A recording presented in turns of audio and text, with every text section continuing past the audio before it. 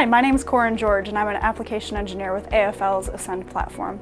Today we're going to cover how to install our Ascend cassettes into our Ascend housing. First step will be to open the front door of the housing and pull out the desired installation tray. A hard click will be heard when you've reached the correct installation position. Once the cassette has been removed from the package, apply backward pressure on the release lever to ensure that it is engaged. Install the cassette inside of the tray by aligning the cassette with the guides inside of the tray. The lever should be to your right for proper alignment. To remove the cassette from the tray, pull out on the release lever and slide the cassette out of the tray. To reinstall the cassette, push back on the release lever to re-engage the lever.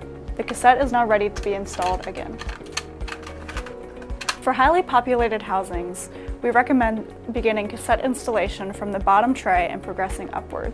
Ascend cassettes can be installed from the front or the rear of the housing for flexible, faster installations. For rear installations, ensure that the front door of the housing is closed. Open the rear door of the housing. Remove the rear housing cover by unscrewing the 2 thumb screws. This will allow easier access to the trays. Once the cassette has been removed from the packaging, ensure that the release lever is engaged by pushing down on the release lever.